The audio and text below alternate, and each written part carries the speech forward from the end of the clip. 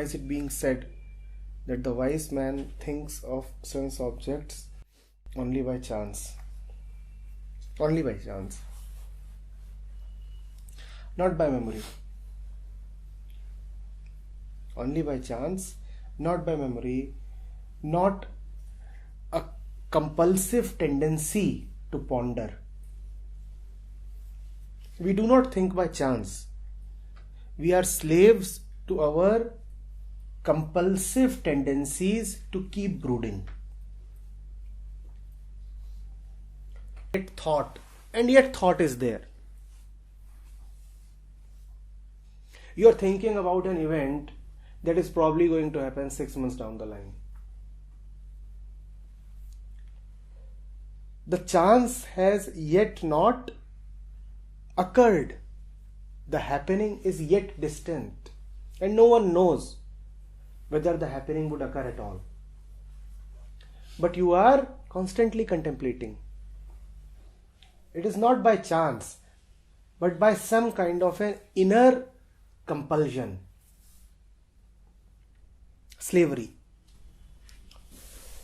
Our mind is hostage to its latent tendencies, vritti.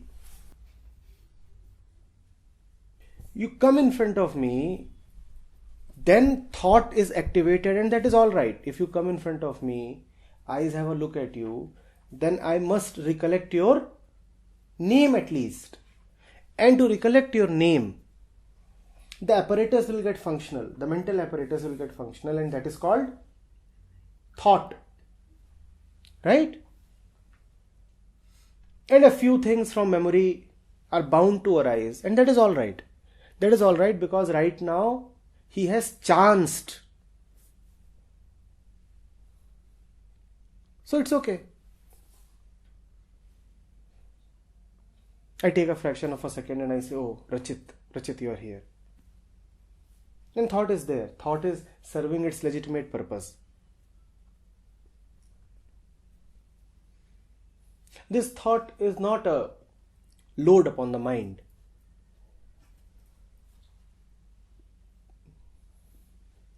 This thought is an accompaniment of healthy, physical, worldly life. Because the body cannot exist without thought, and the mind cannot exist without thought. Because limited beings, by the fact that they are limited, need to be differentiated and have a name. If one is different from the other, then the otherness needs to be established by giving a name. So thought has to be there, and this is healthy thought. And remember, this thought does not constantly perpetuate itself. So I come to know that this is Rachit and his whereabouts and whatever. And then that's all. I don't need to think anymore. Now here is Rachit, the fact in front of me. Memory is no more needed. I don't need to recall his entire history. Now what is pertinent is, what is he saying to me? How does his face look? Is he sad? Am I able to relate to him? Now, these are the things that are important, and these are not the domain of thought. These are the domain of attention. If I am still caught in thought, then I'll never able to know that he looks a little gloomy. Please pay attention. When he comes in front of me, I need thought. I need thought to recollect his name. I also need thought to figure out why he might be here, and a few other things. But that's all.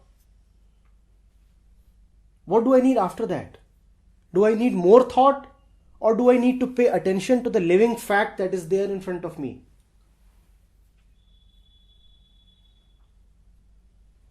Now thought is unwanted.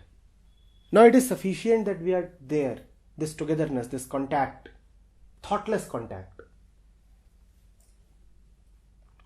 If thought is altogether missing, then as physical, worldly beings, we cannot relate. Because As a body, I exist with a name, with an identity. So does he. So thought is needed to that extent. But if we exist just as identities, then we exist only as separation, and life will be hell. Because to the extent thought and names and identity exist, separation also exists. Then there can be no contact, no communion. Do you get this? Thought is separation. Thought means that there is me and the other needs to be thought of.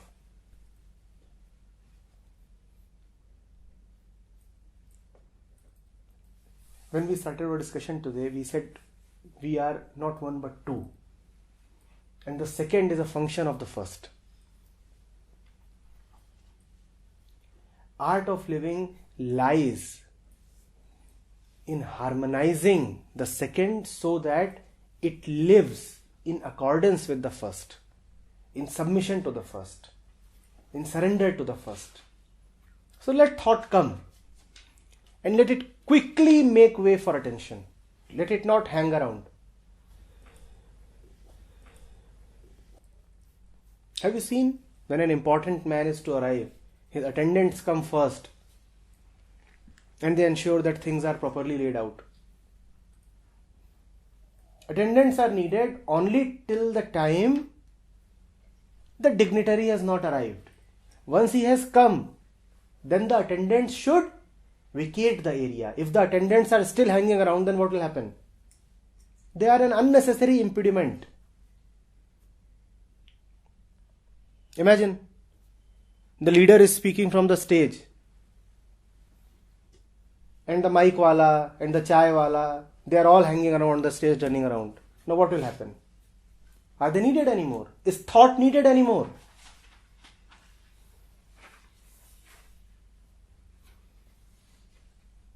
Thought is good only as long as it makes way for attention. That is good thought, which quickly subsides so that now there is only the vacant state, the vacant space in which understanding can take place.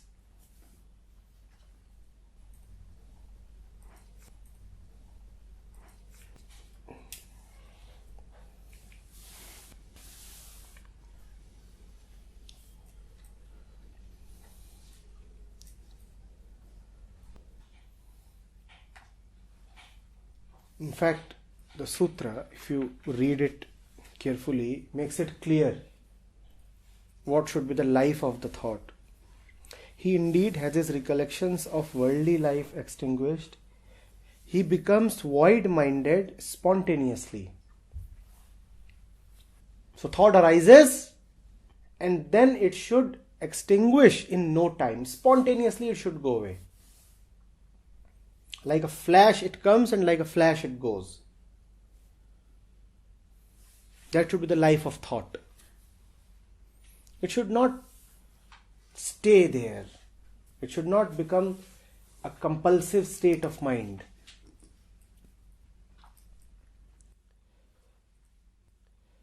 Who thinks of sense objects only by chance and who is, as it were, awake though physically asleep. Awake though physically asleep.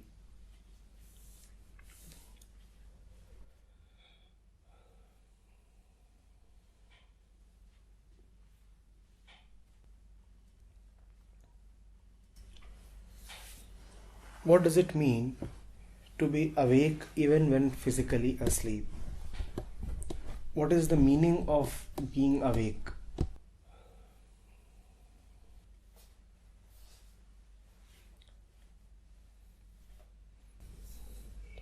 Somebody has said,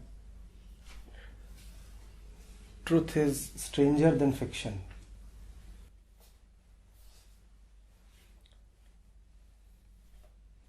Imagination can never be as surprising as truth can be.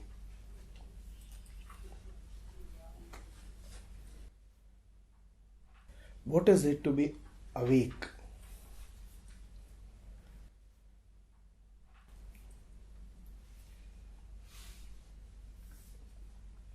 What is it that we usually call as being awake? We say we are awake when the world of senses is active, when we can feel, touch, hear, speak, see.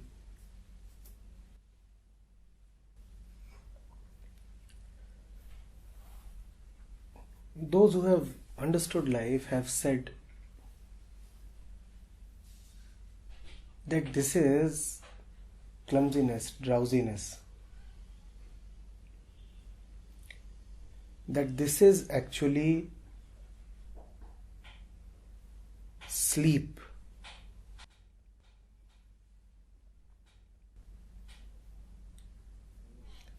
When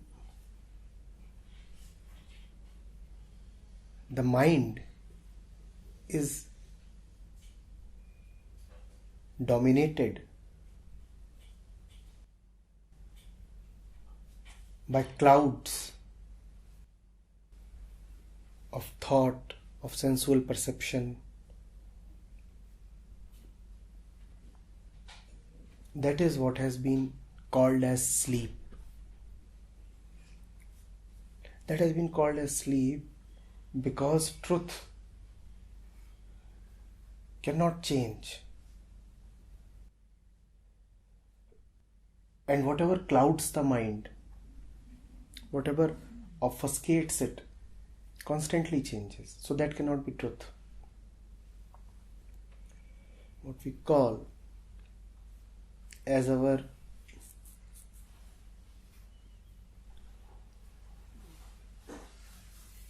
normal awake state can simply not be true because our eyes and our ears bring us to nothing that does not change.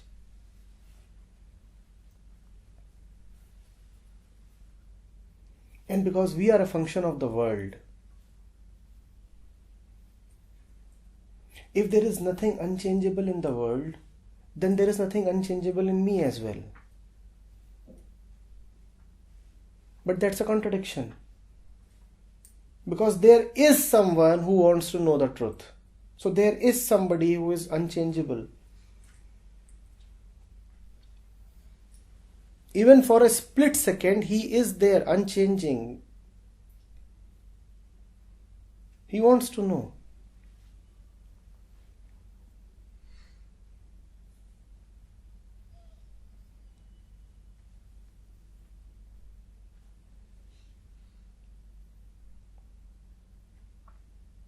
The next moment he may want to know something else, but he still wants to know the truth.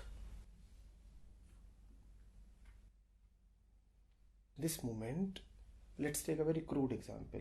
This moment I want to know what is X.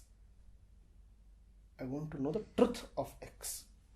Next moment I may want to know what is Y. I want to know the truth of Y. There is something here that always wants to know the truth. And it doesn't change.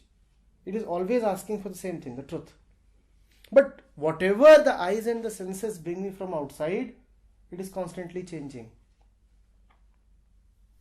So either my eyes and ears are deceiving me, or there is a substratum beneath the ever-changing which does not change. That foundation, that substratum, which is the basis of all that is changing, is the truth. The one who is drowsy, the one who is half asleep, lives believing the changing to be truth.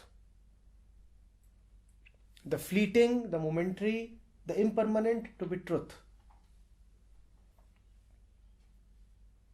To be awake means to live in that which does not change. And that which does not change, that can be nothing. That has to be nothing. Because if it is something, then all things change. It has to be a void, an emptiness.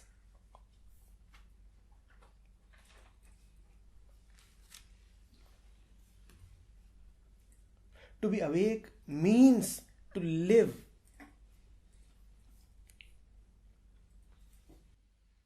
in a place that is free of all that the eyes can see and the ears can hear. That is to be awake.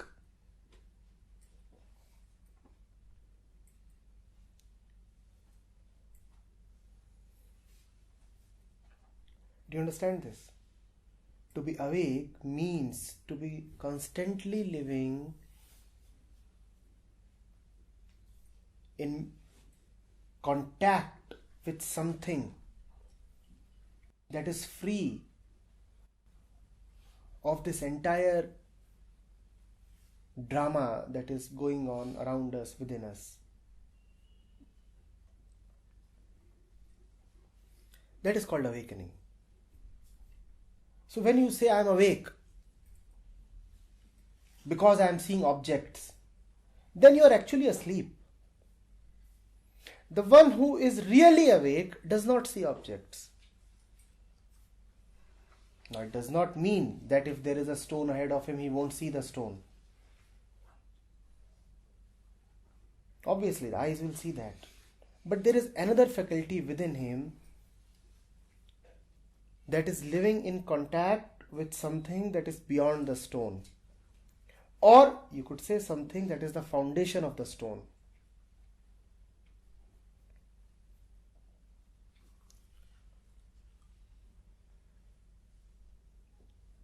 So real awakening means I am seeing nothing.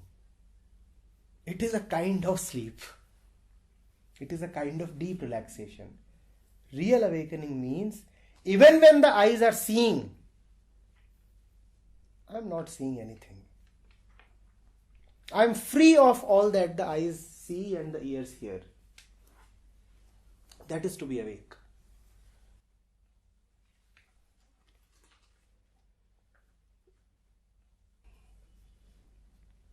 Are you getting this?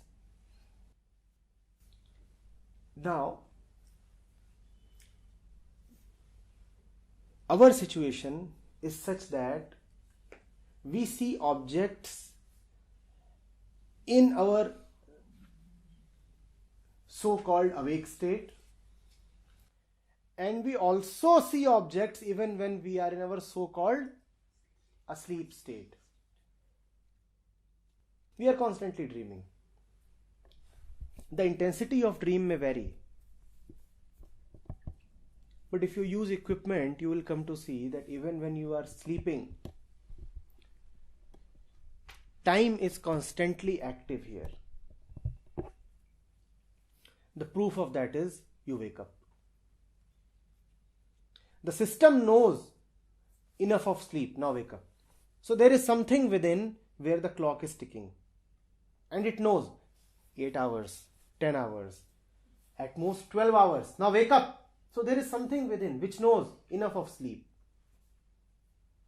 We are never sleeping actually. Objects are always there. Time is object, right? If time is there, objects are there. Time is there, world is there. So even when we are asleep, we are with objects. When we are awake, we are still with objects. But to be really awake means to be free of objects. We are never awake. We sleep when we sleep, and we sleep when we are awake.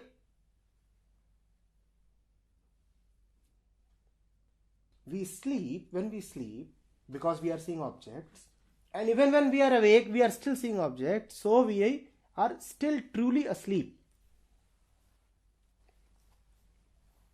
Are you getting this? Ashtavakra here is saying, he is awake though physically asleep. It means that when he sleeps, he actually sleeps. when he sleeps, he actually sleeps.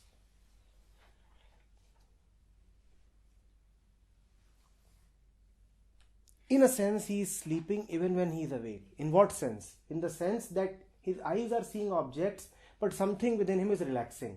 It is not seeing anything. It is free. Sleeping, he is free. Not sleeping, he is still free. And because what you see in your sleep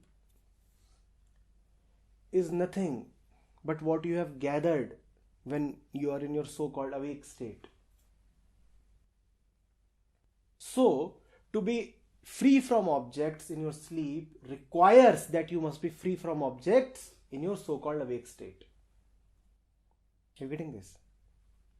When I am obsessed with objects in the daytime, obviously in the night, my dreams and my entire movement, the brain waves, will reflect that same obsession.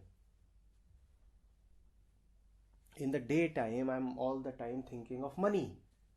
What will happen in the night? I'll dream of money. I may not explicitly dream of money. I might dream of horses. But that's all the same. That dream is arising because I have been obsessed with something. Are you getting this? In the daytime, I am constantly occupied with the world. So in the night, there will be some mental activity going on related to the world. The wise man is free of the world in the daytime, so he is free of the world in the night as well. The wise man is free of the world in the day, and that is why he is free of the world in the night. The day comes first, remember. So do not try to start with your nights.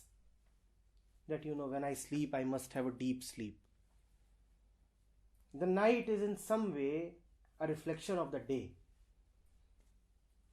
How you have spent your day decides how the night will go. So spend your day well. If you can be really awake in the day, then you would also be really awake in the night. Now you would also understand what Krishna means when he says, Ya nisha sarvabhutanam tasyam jagarti sanyami. When the world sleeps, then the sanyami, the real man, is awake. When the world sleeps, then the real man is awake. Do you understand this? When the world is seeing objects, he is situated at the center which is free of objects.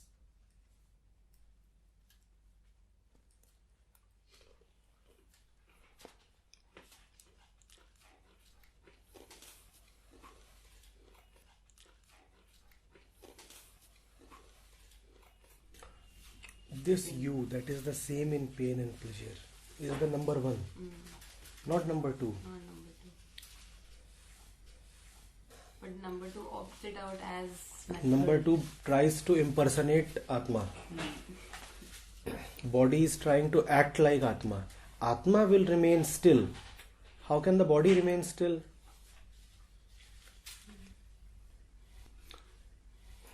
In heat and in cold, something within might remain untouched. But will the body not be affected?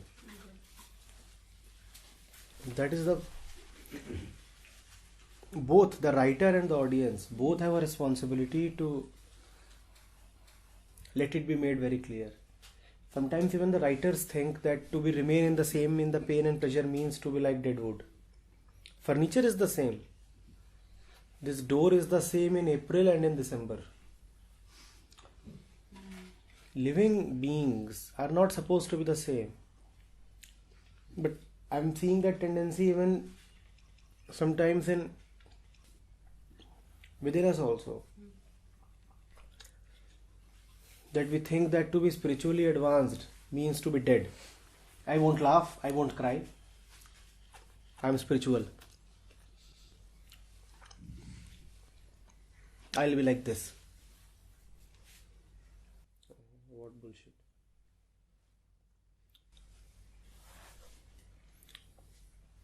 The spiritual man laughs louder than your ordinary man.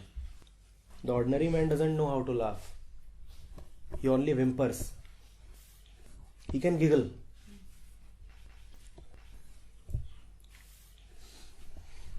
The spiritual man roars.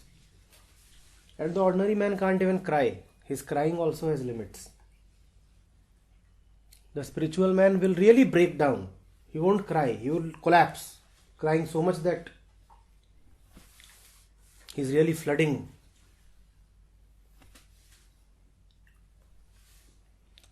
For the worldly man, everything is limited.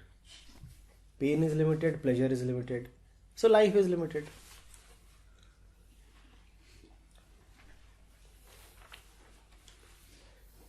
Everything is limits. Let's not dance too much.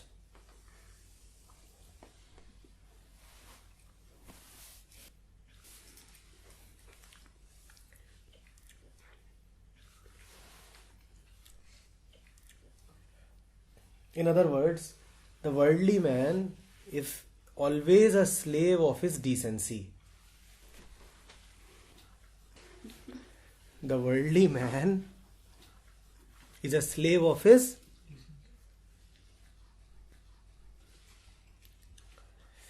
not too much. Oh my God. He cannot be fully indecent like Lalla. He would always need some clothes. Alright, let's expose, but within limits. These are the contours.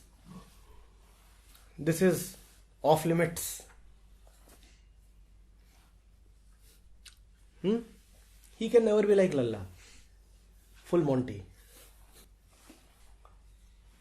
And that is the punishment of the worldly man. He can never go naked. Never. His decency will always be his punishment. Little bit, we are respectable. Oh my God. Respectability.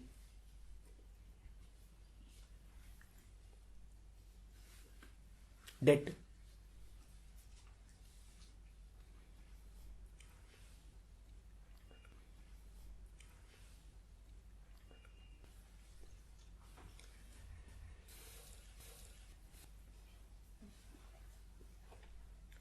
The spiritual man is actually a very indecent man. He's almost like an animal. He knows no limits. When he is hungry, he will eat like an animal. I was reading Bhagavad Puran, and it says the realized man is one who becomes Pashwat, almost like an animal, actually like an animal. He rises to the level of animals. If he has to eat, he will eat, and he doesn't mind what you are thinking. And if he doesn't have to eat, you do what you want to do. He won't eat. If he wants to mate, he will mate on the streets. Let everybody have a look what this dog is doing. Let everybody curse and call Mrs. Dog a bitch. But it doesn't matter. My time, my heat, my season, my partner, my playground. I know no decency. You go and hide in your bedrooms. Why should I hide?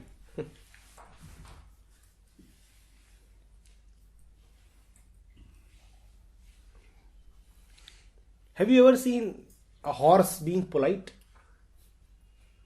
Kundan, have you ever seen a polite horse?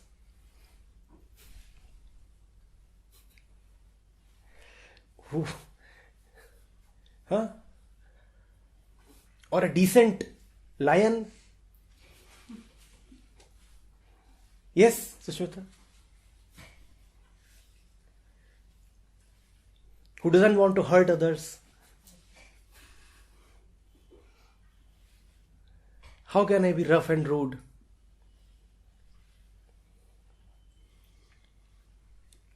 If I have to rebuke someone, I will rebuke offline. When the lion kills, he kills in full view of the jungle. He doesn't say that I will kill over phone, so that not everybody sees and this fellow may feel bad. Our decency is our punishment.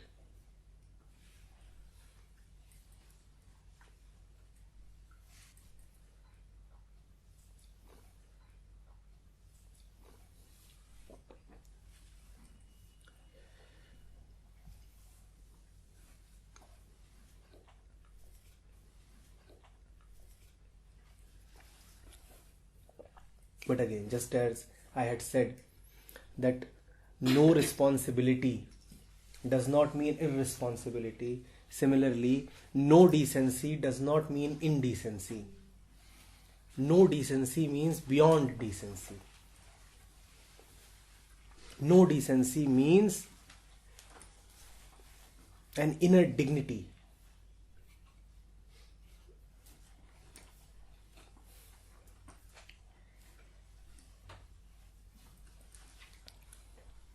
So Lalla is naked, but yet she is more dignified than your housewife. A naked Lalla is much more dignified than your housewife wrapped in 10 meters of cloth and 40 ornaments.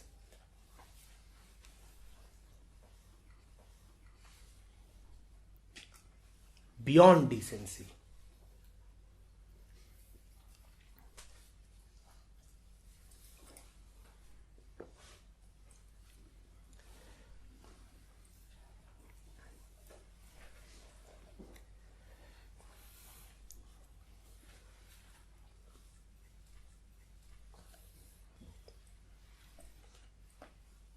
There is this beautiful story of a Buddhist monk.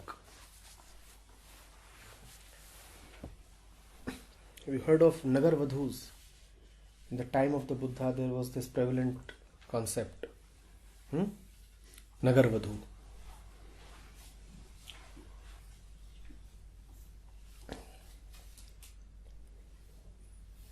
So, and this Nagar Vadhu was actually a prostitute, but a very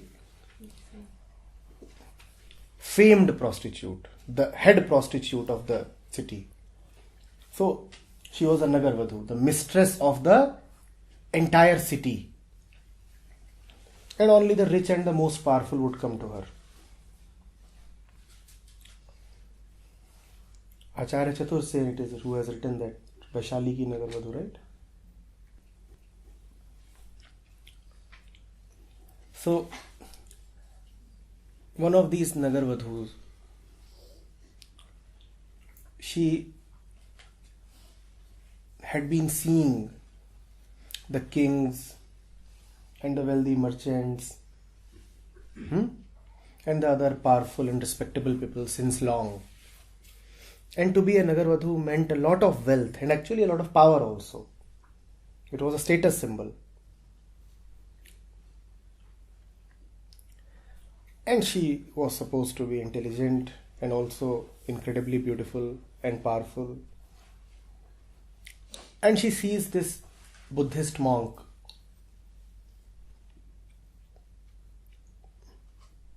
And she seduces him. She expected to be resisted, because she had heard that the Buddha has gone beyond attraction and repulsion. So she expected that this fellow will resist my advances. He will not be trapped at all. But she is in for a surprise. He is trapped more easily than she could even imagine. He just walks into the trap. She seduces and he gets seduced without an iota of resistance. Yes, lady, what do you want from me? She says, live with me. He says, all right. Oh, surprise upon surprise. What kind of monk is this? He's agreeing to live with a prostitute. He says, I'll live with you. She thinks, probably this is a corrupt monk. Probably the Buddha couldn't teach him fully. Slowly she comes to see what it means to be a disciple of the Buddha. He lives with her.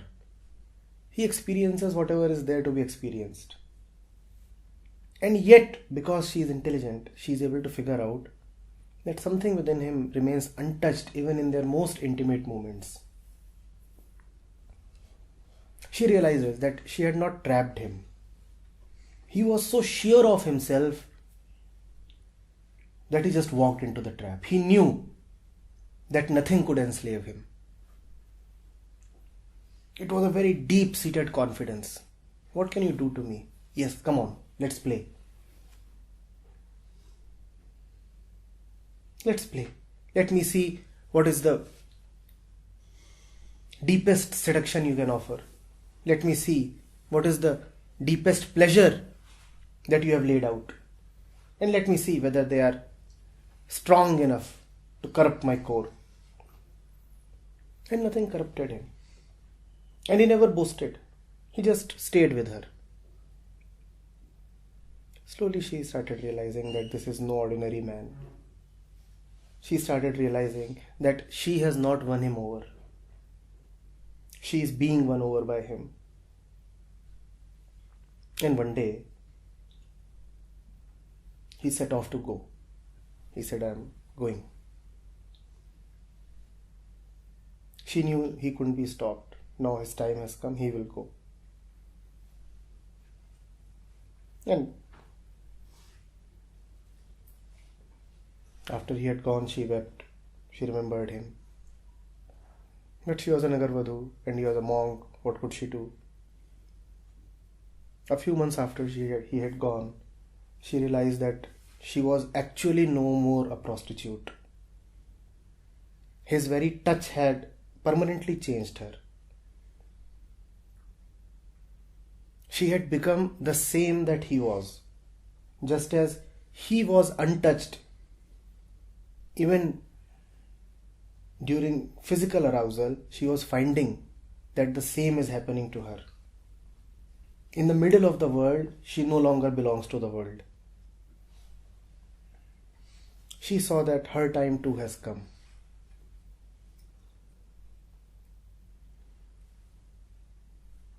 So when the king came to her next, she declared to the king that this palace that has been given to me is now going to be vacated. I am leaving.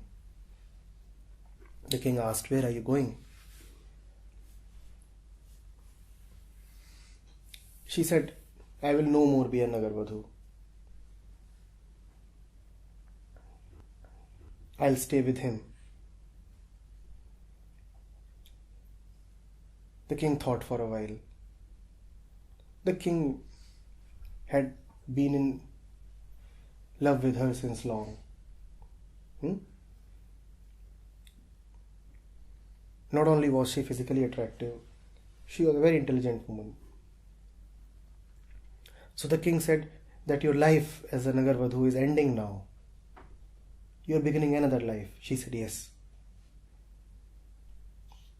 Then he said, then why not as my queen? Now that the Nagarvadhu is dying, passing away, why don't you begin your second life as my queen?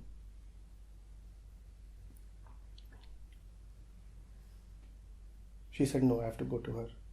Go to him. He said, but he's a monk. Just as he left you this time, he will leave you again. He is never going to marry you. You will never become his wife. No monk is ever going to take a wife.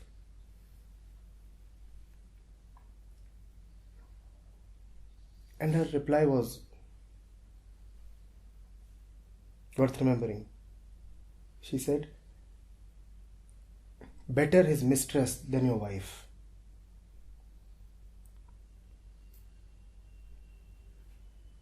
better his mistress than your wife. There is more dignity in being his mistress than there is in being your wife. That's lalla for you. There is more dignity in my nakedness than is there in all your saris and your ornaments.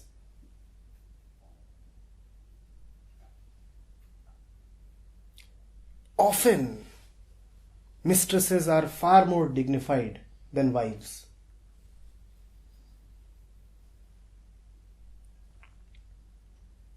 Do you understand the difference between dignity and decency?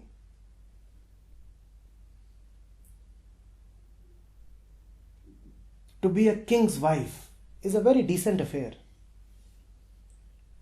But to be a monk's mistress, whatever that means, monks don't have mistresses. Monks have friends. So that's a matter of words, don't get into that. But to be a monk's mistress is a far more dignified thing than to be a worldly man's wife.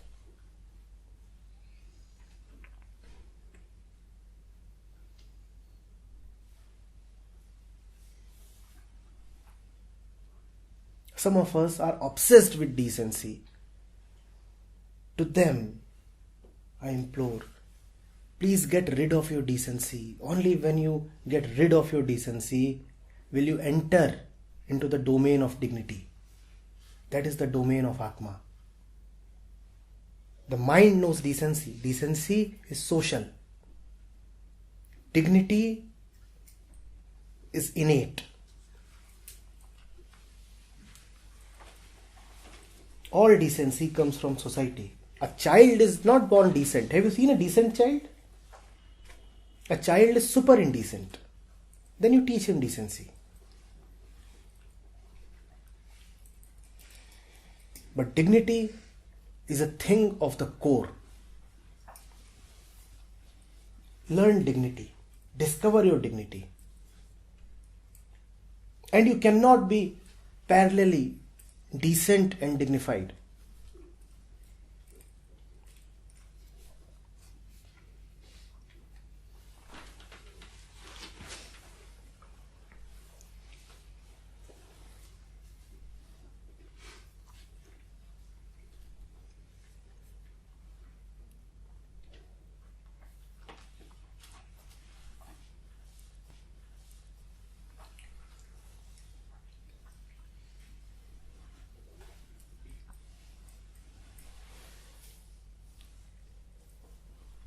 We are so obsessed with decency that we edit out the indecent portions of the lives of our great masters. We don't want to remember that Jesus used to walk with Mary Magdalene, who was a prostitute. We edit these things out because we are social beings. We don't see the dignified lady that she was. We are crushed under the weight of society, our own decency.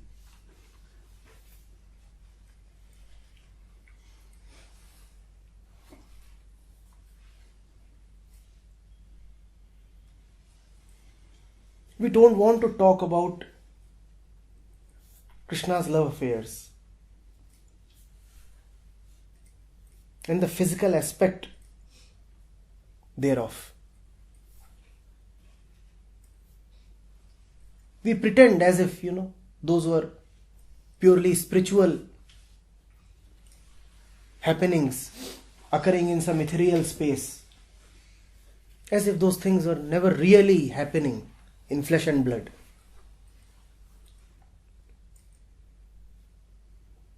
We are talking of Lalla. Even when we portray Lalla, we portray her with her hair so long that they are covering her entire body. And that's the myth that is now, or that has been going around. That Lalla was actually never naked. Her hair were so long that they covered her entire body.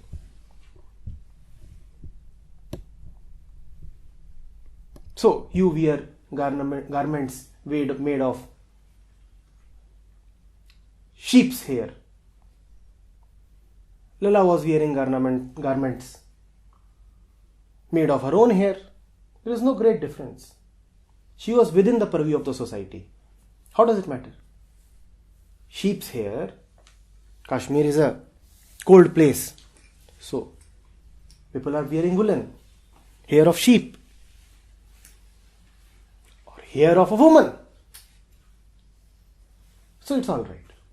Decent enough.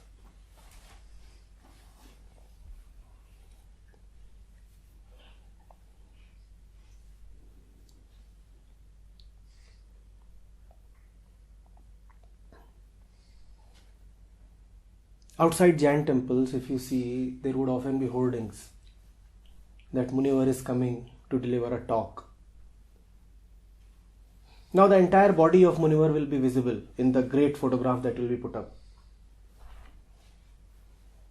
Except you know what? Decency has to be maintained.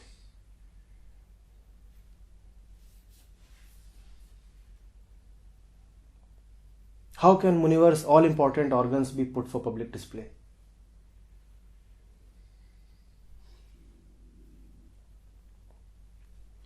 So that has to be edited out.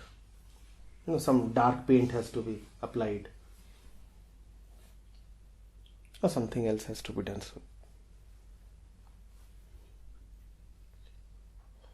And we forget the dignity of a Mahavir when he walks upright, truly naked.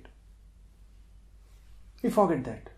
In our concern for decency, we totally forget the dignity of Mahavir.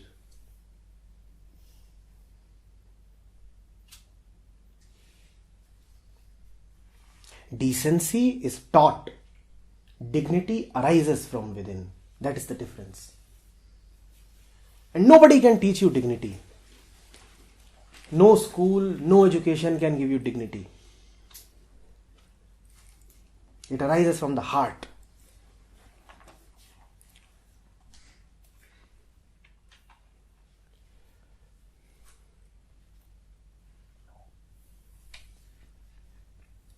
An ancient tale has it that when the goddess of beauty dances, then the ornaments of all the women looking at her, they disappear from those women and they go to the goddess of beauty. The tale is significant, it has to be understood. It means that when the goddess of beauty, and the goddess of beauty is the goddess of dignity, when she arrives, then all your ornaments mean nothing. They disappear. With all your respectability and all your mannerisms and all your makeup and all your clothes, you are nothing in front of the goddess of dignity. And she has nothing. She has nothing. You have clothes from society, you have ornaments from society, you have etiquette from society. She has nothing.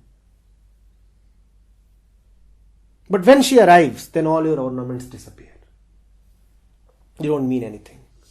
In her nakedness, in her austerity, in her ascetic-like appearance, she is still 1,000 times more beautiful than you. In fact, it is only because of her austerity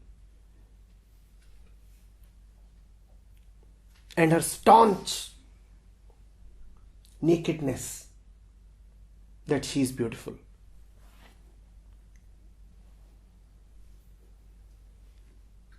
You are born beautiful. Society makes you ugly.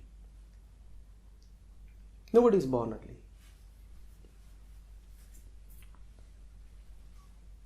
And then you spend the entire life trying to regain your beauty.